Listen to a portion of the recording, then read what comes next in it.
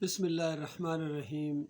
اس میں کوئی شک نہیں کہ ڈاکٹر ذاکر نائک نے کرسچنز کو دلائل سے رد کیا ہے، یہودیوں کو دلائل سے گمراہ ثابت کیا ہے، ان کے مشرکانہ عقائد کو واضح کیا، اسی طرح ہندوؤں کی بت پرستی کے اوپر بھی کاری ضرب لگائی۔ لیکن افسوس ہے کہ اپنے بتوں کا ہمیشہ انہوں نے دفاع کیا ہے۔ ان کے منہ سے یہ بھی نکل گیا کہ اگر عیسیٰ علیہ السلام کو صلبی بیٹا نہیں بلکہ ویسا روحانی بیٹا اگر کہہ دیا جائے اللہ کا، تو کہتے ہیں کم از کم مجھے کوئی اعتراض نہیں ہے۔ حالانکہ غلط بات ہے، بیٹے کا لفظ ہم نہیں استعمال کر سکتے ہیں، اور ایسا لفظ جو مشرکانہ لفظ ہو اللہ کے لیے نہیں استعمال کرنا چاہیے، تو یہ ان کی بہت بڑی غلطی ہے۔ پھر ان کا یہ بھی ایک بیان سامنے آیا تھا کہ دیکھو اگر کوئی مسلمان کسی دوسرے مسلمان کو سجدہ کر رہا ہو تو یہ شرک نہیں ہے، ہاں جب اس کو جا کے بتایا کہ یہ جو سجدہ تم کر رہے ہو یہ شرک کر رہے ہو، اس کے بعد کہتے ہیں جب دوبارہ سجدہ کرے گا تو پھر شرک ہوگا۔ بھئی وہ مسلمان ہی کیسا ہے جو سجدہ کرے کسی اور کو؟ مسلمان کسی انسان کو سجدہ نہیں کر سکتا ہے، شرک ہے یہ۔ تو ڈاکٹر ذاکر نائک سے منہ سے میں نے یہ بات سنی۔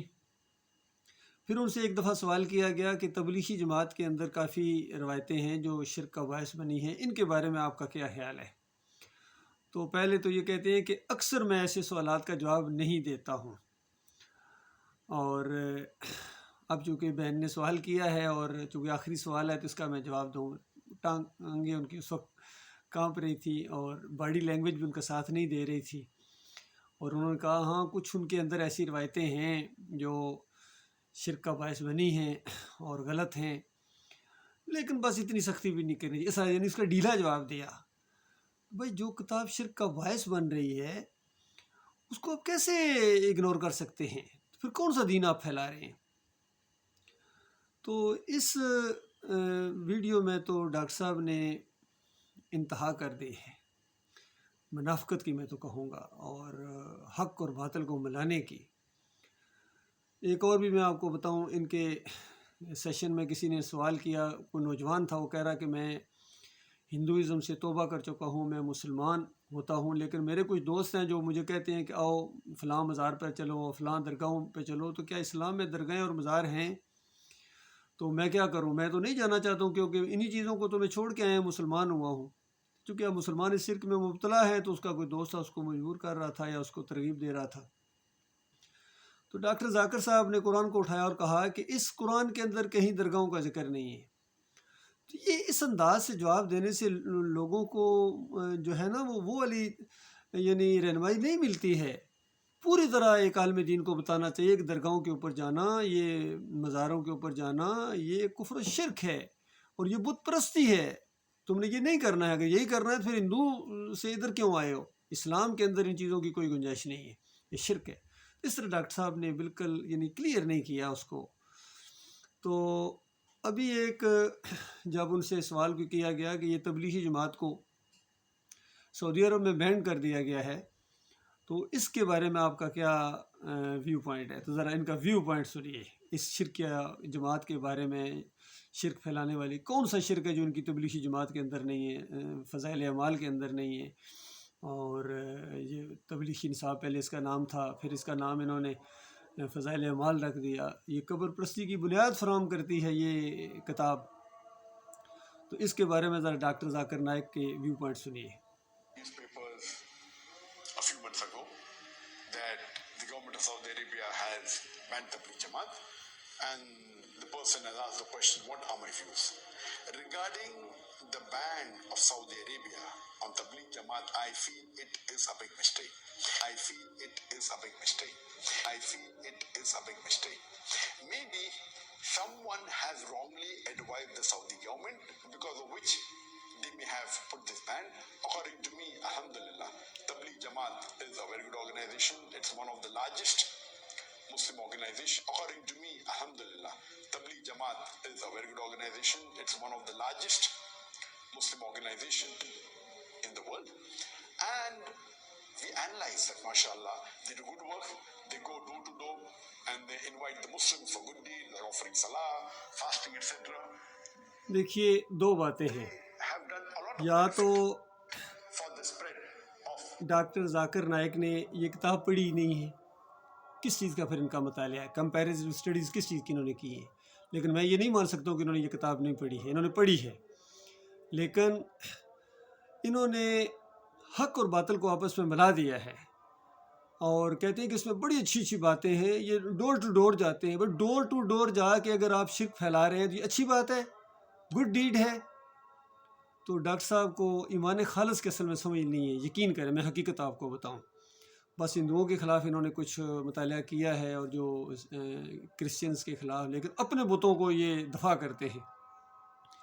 باقی جو سعودی عرب نے اس جماعت کے اوپر پابندی لگائی ہے یہ بالکل درست لگائی ہے، اس کے اوپر پابندی ہونی چاہیے اور دوسروں کے اوپر بھی ہونی چاہیے، بریلویوں کے اوپر ہونی چاہیے، شیعوں کے اوپر ہونی چاہیے، شیعہ جا کے طواف کرتے ہوئے یا حسین اس طرح کے نعرے سنے گئے ہیں، ان کے اوپر بھی پابندی لگانی چاہیے۔ اور وہ پابندی اب کیسے لگائیں گے ان کے اوپر؟ کیونکہ سعودیوں کے اپنے عقیدے خراب ہیں، یاد رکھیے، وہ بھی گنبد کے پجاری ہیں، بادشاہت کے پجاری ہیں، عود روح القبر کے پجاری ہیں، ان کے اکابرین احمد بن حنبل ہوں، ابن تیمیہ ہوں، ابن قیم، ابن حجر عسقلانی، یہ سارے کے سارے روح کی واپسی کے قائل ہیں، کسی قبر کے اندر روح واپس آ جاتی ہے، اور یہ قبر کے اندر دوسرے دن یا تیسرے دن روح کی واپسی کا عقیدہ یہ قرآن کا کفر ہے، انکار ہے، شرک کی جڑ ہے یہ عقیدہ۔ آج جتنے مزار پوجے جا رہے ہیں، ان کے اوپر چادریں چڑھائی جا رہی ہیں، عرس اور میلے کیے جا رہے ہیں، یہ اسی بنیاد کے اوپر ہے کہ بابا جی سنتے ہیں، میں اگر بابا جی کو نہیں دیکھ پاتا ہوں تو کیا ہوا، بابا جی تو مجھے دیکھتے ہیں، اور میری بابا جی کے آگے اور بابا جی کے اللہ کے آگے، یہ ان کی رگوں کا خون ہے یہ عقیدہ۔ چاہے توصیف الرحمان ہوں، ان کا بھی یہی عقیدہ ہے کہ دور سے پڑھا جانے والا درود نبی علیہ السلام کی قبر کے اندر پہنچایا جاتا ہے فرشتوں کے ذریعے، اس طرح الزام لگایا انہوں نے فرشتوں کا، اعلیٰ کام اللہم صلی علی محمد کہتے ہیں، ہم دعا پڑھتے ہیں اللہ سے، اللہ کو کہتے ہیں، اور یہ دعا اللہ سنتا ہے، نبی علیہ السلام کے اوپر بھی رحمتیں بھیجتا ہے اور ہمارے اوپر بھی 10 رحمتیں اللہ تعالیٰ بھیجتا ہے، اور یہ احساس پیدا ہوتا ہے کہ نبی علیہ السلام اللہ کی رحمت سے بے نیاز نہیں ہیں بلکہ محتاج ہیں اللہ کی رحمت کے، اور ان کے لیے ہم دعا مانگ رہے ہیں۔ یہ تو توحید کی سب سے بڑی دعا ہے، لیکن انہوں نے اس دعا کو شرک کے اندر بدلی کر دیا، اہل حدیثوں نے، حنبلیوں نے، سعودیوں نے، سب نے مل کر، یہ اسی وجہ سے اب ان کی وہ درگت بنی ہوئی ہے اور مزید درگت بننے والی ہے، ان یہودیوں کے ہاتھوں اللہ کے عذاب ان کے اوپر آنے والا ہے، عربوں کے اوپر اور اجمیوں کے اوپر اور ہمارے پاکستانیوں کے اوپر بھی، کیونکہ انہوں نے یہ ملک لا الہ الا اللہ کی بنیاد کے اوپر لیا تھا اور اس کو شرک کا گودام بنا دیا انہوں نے، ہر جگہ شرک ہو رہا ہے، کفر ہو رہا ہے، اللہ کو گالیاں دی جا رہی ہیں، کہیں 11ویں کھائی جا رہی ہے، کہیں کنڈے، کہیں 12ویں کے کیک کاٹے جا رہے ہیں، کہیں 10 محرم کی سبیلیں لگی ہوئی ہیں، گھوڑے کی پوجا ہو رہی ہے، سب کچھ ہو رہا ہے۔ جمہوریت کا مشرکانہ نظام، قرآن کا انکار ہے، تعویذ گنڈے ہیں، پیری مریدی ہے، ہر وہ چیز ہے جو اللہ کے نبی صلی اللہ علیہ وآلہ وسلم نے منع کیا تھا، قرآن جس کو کفر و شرک کہتا ہے۔ سود ان کی رگوں کا خون ہے، ان کی معیشت، وہ تو پوری دنیا کے اندر ان کی معیشت سود کے اوپر ہے، جو اللہ اور اللہ کے رسول کے خلاف اعلان جنگ ہے۔ جب تم اللہ اور اللہ کے رسول کے خلاف حالت جنگ میں ہو تو تم کیسے فتح پاؤ گے؟ یہ مسئلہ ہے، اللہ کے بندوں غور کرو کہاں سے مار پڑی ہے، لہٰذا ان فرقوں کو چھوڑو اور پوری طرح کھل کے دعوت دو کہ جس طرح ہندوؤں کی مورتی نہیں سنتی ہے اس طرح ہمارے بابا نہیں سنتے ہیں، جس طرح مورتیوں کو توڑا جانا چاہیے اس طرح ان مزاروں اور گنبدوں کو بھی توڑا جانا چاہیے۔ تعویذ گنڈا شرک ہے، پیری مریدی کفر ہے اور جمہوریت شرک ہے۔ یہ ساری چیزیں جب تک کھل کے سامنے نہیں آئے گی کوئی امت مسلمہ کے اندر خیر نہیں آ سکتی، یاد رکھیے، بالکل آخری بات ہے۔ مانو گے اپنا بھلا کرو گے، نہیں مانو گے تو جہنم منہ کھولے تمہارا انتظار کر رہی ہے۔